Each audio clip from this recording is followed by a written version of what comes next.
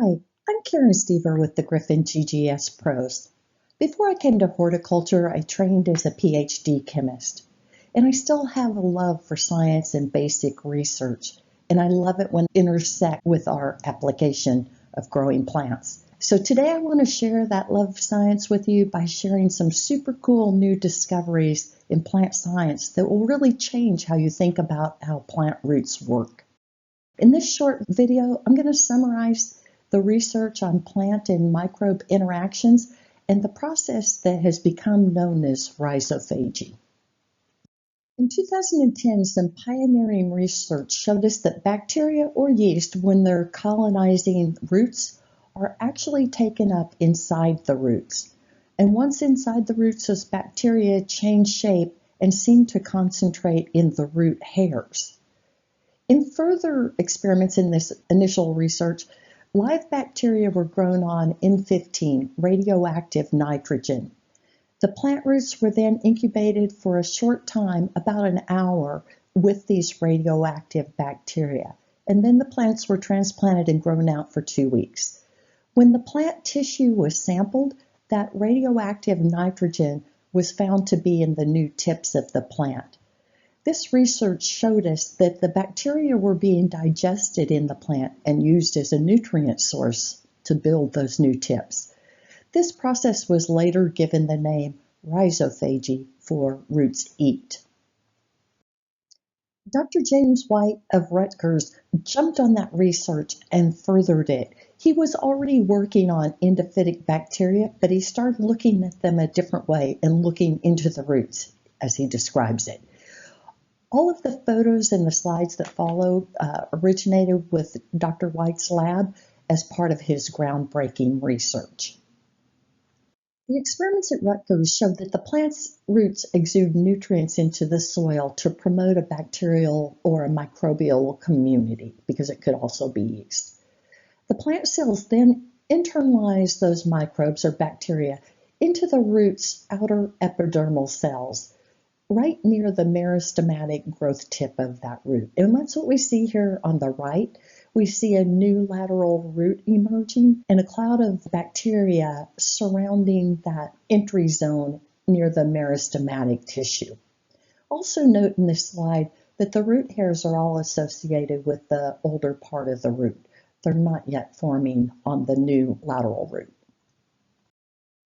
Inside the epidermal root cell, the bacteria are contained in the periplasmic space between the cell wall and the plasma membrane. So they're compartmentalized outside of the actual cell.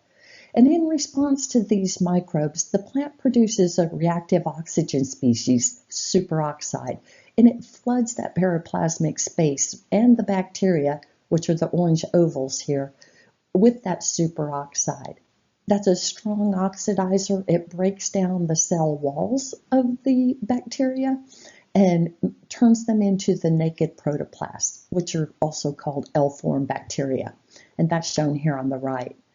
The proteins from the cell wall are then fully digested and used to fuel the new growth of the plant. But the plant is not done with these bacteria. The cell wall's not enough. The root cells continue to attack with superoxide, and furthermore, they circulate the protoplasts around this periplasmic space. That's called cyclosis. This helps keep the protoplast from forming a new cell wall or attacking or attaching to the plant cell. Without cell walls, the protoplast can multiply very quickly. Remember that our protoplasts were found largely in the root hairs. So this modified diagram shows the formation of a root hair.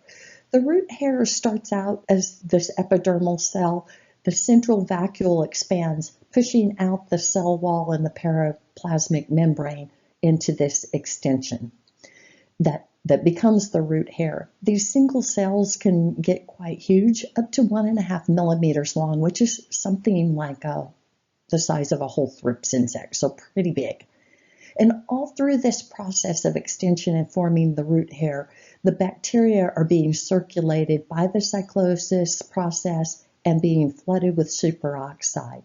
The protoplasts become leaky under those conditions, and additional nutrients are released out to the plant. But Dr. White's team showed that these endophytic microbes are not just along for the ride in the formation of root hairs, they're actually required. That's right, without internal microbes, root hairs don't form, and that appears to be universal. Here at the bottom right, we see those microbes, those spherical aggregations there in a budding root hair. And in the main image, we see the cyclosis process occurring in a single root hair cell. You see that circulation going on. This is a root hair tip stained for the superoxide. That's the purple coloration. It lets us see where the protoplasts are. And again, we see that concentration near the tip of the root hair. The protoplasts are then expelled back into the soil by the root hairs.